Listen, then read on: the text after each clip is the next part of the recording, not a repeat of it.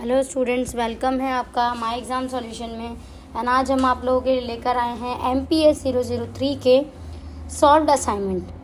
भारत लोकतंत्र एवं विकास के ये 21-22 के सॉल्व्ड असाइनमेंट हैं जो कि आपको इस वीडियो के माध्यम से फ्री ऑफ कॉस्ट प्रोवाइड होंगे। तो फ्री ऑफ कॉस्ट आपको इस वीडियो के माध्यम से असाइनमेंट मिलेंगे। बस आपको कुछ नहीं करना, वीडियो को एंड तक देखना है। लास्ट तक देख के अपने सारे असाइनमेंट का सॉल्यूशन आपको बनाना है। तो यहाँ पर हम चलिए शुरू करते हैं। उससे पहले मैं आपको बताना चाहूँगी कि हमारे जो असाइनमेंट्स हैं वो सारे आपको अवेलेबल मिल जाएंगे। जिन भी कोर्स का, जिन भी सब्जेक्ट का आपको असाइनमेंट चाहिए आपको हमारी वेबसाइट पर मिल जाएगा। अदरवाइज़ आप हमें व्हाट्सअप कर सकते हैं। व्हाट्सअप नंबर आपको स्क्रीन पर नज़र ही आ रहा होगा। इसके अलावा आप डिस्क्रिप्शन में जाकर भी डिटेल ले सकते हैं। तो यहाँ पर चलिए शुरू करते हैं। तो यहाँ पर हमने ऑलरेडी क्वेश्चन पेपर अपना ओपन किया हुआ है आप लोगों के लिए। क्वेश्चन पेपर कहाँ से मिलता है, कैसे मिलता है, ये हमने अपने पिछले वीडियो में बताया था।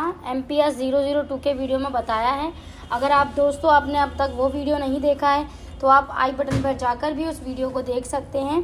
और इसके अलावा मैं वीडियो के डिस्क्रिप्शन में उसका लिंक दे दूँगी, तो आप वहाँ से भी डायरेक्टली जा सकते हैं। तो यहाँ पे देखिए दोस्तों, क्वेश्चन पेपर हमारे सामने है। भारत लोकतंत्र एवं विकास क्वेश्चन पेपर हमारा 21-22 का सेशन का है और ये 100 मार्क्स का पेपर है। 100 मार्क्स का पेपर है तो हर क्वेश्चन आपको टोटल 5 क्वेश्चन करने हैं।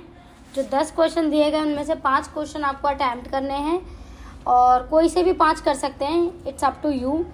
लेकिन ये है कि हर भाग में से आपको 2-2 क्वेश्चन लेने ही लेने हैं। तो जैसे भाग 1 है तो भाग 1 में से आपने 2 क्वेश्चन ले लिए, भाग 2 है, भाग 2 में से 3 ले लिए। तो इस तरह से भी आप अपना क्वेश्चन को डिवाइड कर सकते हैं। और हर क्वेश्चन का जो आंसर है, जो आप उत्तर लिखेंगे, वो 500 शब्दों में ही होना चाहिए। ऐसा भी नहीं हो कि आप बहुत बड़ा कर दें, हज़ार वर्ड का मतलब 20-20 पेज का आप एक क्वेश्चन कर रहे हैं, तो ऐसा भी नहीं होना चाहिए।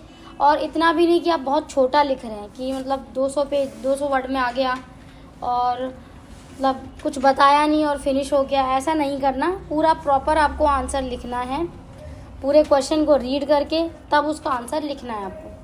तो चलिए हम अपने असाइनमेंट को शुरू करते हैं। जो सॉल्व्ड असाइनमेंट आपको बनाने हैं, इन क्वेश्चंस के बनाने हैं, तो वही सॉल्व्ड असाइनमेंट हम आपको दिखाने जा रहे हैं।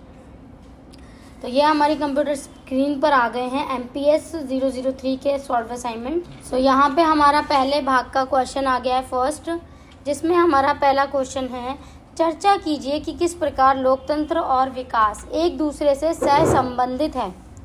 तो जो लोकतंत्र है और जो विकास है वो किस तरह से एक दूसरे से संबंधित है, वो आपको इसमें बताना है। तो पहले तो आपको लोकतंत्र बताना होगा कि लोकतंत्र क्या है, किस तरह से हम इसका इस्तेमाल करते हैं। मीन्स हमारे भारत में या हमारे देश में किस तरह से लोकतंत्र की एक भूमिका है। प्रत्यक्ष लोकतंत्र है, अप्रत्यक्ष लोकतंत्र क्या है, ये सब चीज़ आप बता सकते हैं। फिर इसके अलावा जो इसमें नेक्स्ट है विकास, किस तरह से ये एक दूसरे में परस्पर सहभागी हैं, ये आप बता सकते हैं।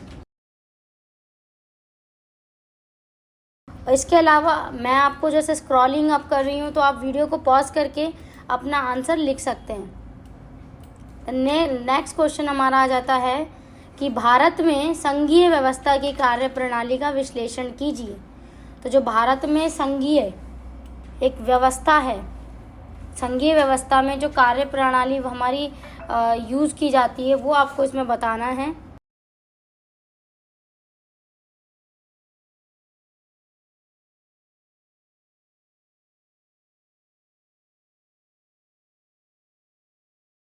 देन हमारा थर्ड क्वेश्चन आता है, भारतीय लोकतंत्र में 73वें और 74वें संवैधानिक संशोधनों की महत्व की चर्चा कीजिए। देखिए, बहुत इम्पोर्टेंट संशोधन हैं जो किए गए थे संविधान में।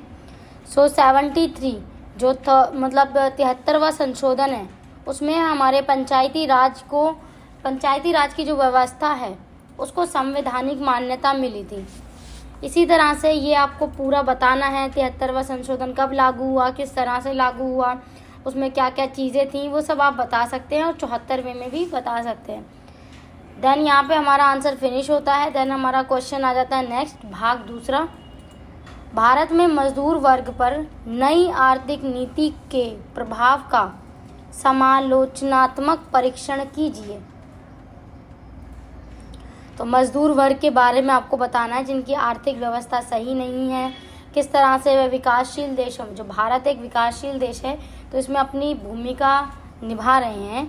मजदूर वर्ग किस तरह से नई आर्थिक राजनीति है उसको प्रभावित कर रहे हैं, इस तरह से आप इसमें बता सकते हैं। और कितना उनकी आर्थिक दर ज़्यादा हुई है, बढ़ी है या कम हुई है, वो आप बता सकते हैं।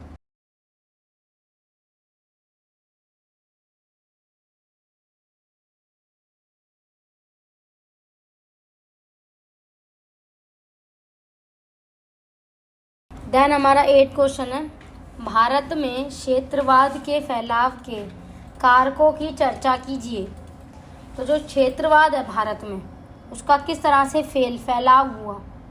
देखिए, क्षेत्रवाद एक तरह की विचारधारा है जिसमें एक गुट होता है, ग्रुप ऑफ पीपल हैं, जो लोग हैं वो एक दूसरे से आर्थिक रूप में, सामाजिक रूप में, राजनीतिक रूप में सहमति रखते हैं। ओके, ये भी कह सकते हैं आप कि उनकी जो भौगोलिक स्थिति है वो सहमति देती है।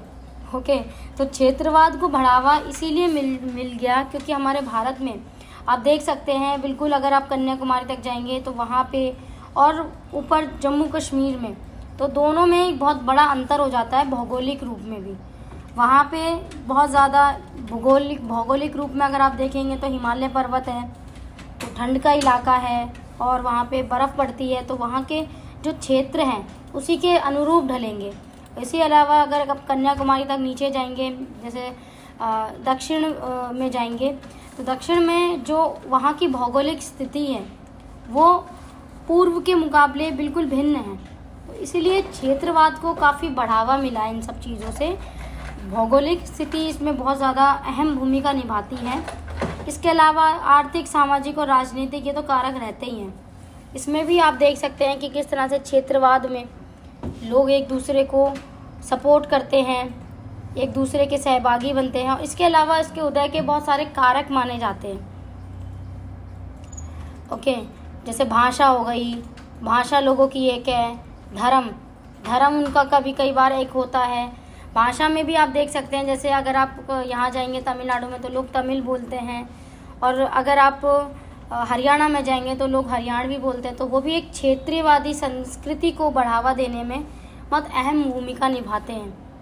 तो क्षेत्रवाद एक तरह की क्या है, विचारधारा है, एक जो लोग हैं, एक गुट है लोगों का, उनको दर्शाती है, उनके आइडेंटिटी यानी परिचय बताती है कि ये इस क्षेत्र के लोग हैं। जैसे बंगाल के जो लोग हैं उन्हें बंगाली कहते हैं। तो ये सब आप इसमें बता सकते हैं, अपने आंसर में लिख सकते हैं। और आप वीडियो को पॉज करके अपना आंसर लिख सकते हैं, पूरा इसको एक्सप्लेन कर सकते हैं अच्छे से, क्योंकि जब तक आप एक्सप्लेन नहीं करेंगे तब तक आपको खुद भी समझ नहीं आएगा कि आप आंसर में क्या लिख रहे हैं।